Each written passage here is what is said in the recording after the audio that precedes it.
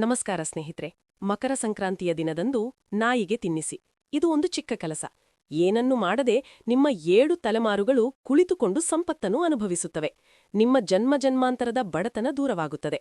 ಸ್ನೇಹಿತರೆ, ಜನವರಿ 14ರಂದು ಮಕರ ಸಂಕ್ರಾಂತಿಯ ಹಬ್ಬವಿದೆ. ಮಕರ ಸಂಕ್ರಾಂತಿಯು ನಿಮ್ಮ ನಿದ್ದೆ ಹೋಗಿರುವ ಅದೃಷ್ಟವನ್ನು ಬೆಳಗಿಸುವ ದಿನ. ಇದು ಕೇವಲ ಒಂದು ಹಬ್ಬವಲ್ಲ, ಇದು ಶಕ್ತಿಯ ಪರಿವರ್ತನೆಯ ದಿನ. ನೀವು ಕೇವಲ ಒಂದು ಚಿಕ್ಕ ಕೆಲಸವನ್ನು ಮಾಡಬೇಕು.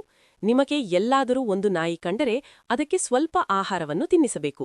ಕೆಲವೇ ದಿನಗಳಲ್ಲಿ ನಿಮ್ಮ ಜೀವನದಲ್ಲಿ ನಡೆಯುತ್ತಿರುವ ತೊಂದರೆಗಳಲ್ಲಿ ಬದಲಾವಣೆ ಕಾಣಲು ಪ್ರಾರಂಭವಾಗುತ್ತದೆ. ಹಣದ ಸಮಸ್ಯೆ, ಉದ್ಯೋಗ, ವ್ಯಾಪಾರ, ವಿವಾಹಕ್ಕೆ ಸಂಬಂಧಿಸಿದ ಅಡಚಣೆಗಳು ನಿಧಾನವಾಗಿ ಕಡಿಮೆಯಾಗುತ್ತವೆ.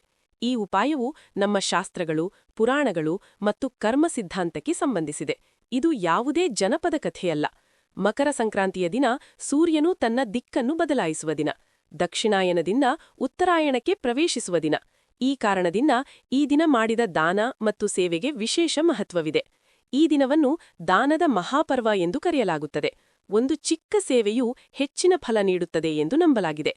ಈ ದಿನ ಅಕ್ಕಿ, ಉದ್ದಿನಬೇಳೆ, ಹಣ್ಣುಗಳು, ಹೂವುಗಳು, ಎಳ್ಳಿನ ಪದಾರ್ಥಗಳು ದಾನ ಮಾಡುವುದನ್ನು ಶುಭವೆಂದು ಪರಿಗಣಿಸಲಾಗಿದೆ. ಹಸಿವಿಗೆ ಮೇವು ನೀಡುವುದು ಪುಣ್ಯಕರ. ಅದೇ ರೀತಿ ನಾಯಿಗೆ ಆಹಾರ ನೀಡುವುದಕ್ಕೂ ವಿಶೇಷ ಮಹತ್ವವಿದೆ. ನಾಯಿ ಸಾಮಾನ್ಯ ಪ್ರಾಣಿಯಲ್ಲ. ಧರ್ಮರಾಜ ಯಮನ ದ್ವಾರಪಾಲಕರ ರೂಪದಲ್ಲಿ ನಾಯಿಯ ಉಲ್ಲೇಖ ಪುರಾಣಗಳಲ್ಲಿ ಬರುತ್ತದೆ. ನಾಯಿಯನ್ನು ಕರ್ಮಗಳ ಸಾಕ್ಷಿ ಎಂದು ಪರಿಗಣಿಸಲಾಗಿದೆ. ನಾಯಿ ರಾಹು, ಕೇತು ಮತ್ತು ಶನಿ ತತ್ವಗಳೊಂದಿಗೆ ಸಂಬಂಧಿಸಿದೆ ಎಂದು ನಂಬಲಾಗಿದೆ. ಈ ಗ್ರಹಗಳ ಅಶಾಂತಿ ಜೀವನದಲ್ಲಿ ಬಡತನ, ಸಾಲ, ಒತ್ತಡಕ್ಕೆ ಕಾರಣವಾಗುತ್ತದೆ ಎಂದು ಜ್ಯೋತಿಷ್ಯದಲ್ಲಿ ಹೇಳಲಾಗುತ್ತದೆ. ಮಕರ ಸಂಕ್ರಾಂತಿಯ ದಿನ ನಾಯಿಗೆ ಆಹಾರ ನೀಡುವುದರಿಂದ ನಕಾರಾತ್ಮಕ ಕರ್ಮಗಳು ಶಾಂತಗೊಳ್ಳುತ್ತವೆ ಎಂಬ ನಂಬಿಕೆಯಿದೆ. ಬಡತನ ಅಂದರೆ ಕೇವಲ ಹಣದ ಕೊರತೆಯಲ್ಲ, ಅವಕಾಶಗಳ ಕೊರತೆ, ಸ್ಥಿರತೆಯಿಲ್ಲದ ಜೀವನವೂ ಬಡತನವೇ. ಅನೇಕ ಜನ ಶ್ರಮಿಸುತ್ತಾರೆ, ಆದರೆ ಹಣ ನಿಲ್ಲುವುದಿಲ್ಲ. ದಾನ ಮತ್ತು ಸೇವೆಯ ಪುಣ್ಯ ಸೇರದಿದ್ದಾಗ ಲಕ್ಷ್ಮಿಯ ಸ್ಥಿರತೆ ಇರದು ಎಂದು ಶಾಸ್ತ್ರಗಳು ಹೇಳುತ್ತವೆ. ಇಂದು ನೀವು ದೊಡ್ಡ ದಾನ ಮಾಡಬೇಕಾಗಿಲ್ಲ. ಮನೆಯಲ್ಲಿರುವ ಸರಳ ಆಹಾರ ಸಾಕು. ಈಗ ಗಮನವಿಟ್ಟು ಕೇಳಿ. ಮಕರ ಸಂಕ್ರಾಂತಿಯ ದಿನ ಸ್ವಲ್ಪ ಎಳ್ಳನ್ನು ತೆಗೆದುಕೊಂಡು ಮನೆಯ ಸದಸ್ಯರ ಮೇಲೆ ಸುತ್ತಿ ನಂತರ ಮನೆಯಿಂದ ಹೊರಗೆ ಉತ್ತರ ದಿಕ್ಕಿಗೆ ಎಸೆಯಬೇಕು. ಇದರಿಂದ ಮನೆಗೆ ಧಾನ್ಯ ಮತ್ತು ಸಂಪತ್ತಿನ ಪ್ರವಾಹ ಬರುತ್ತದೆ ಎಂದು ನಂಬಲಾಗಿದೆ. ನಾಯಿಗೆ ತಿನ್ನಿಸುವ ಉಪಾಯಕ್ಕೆ ಬನ್ನಿ.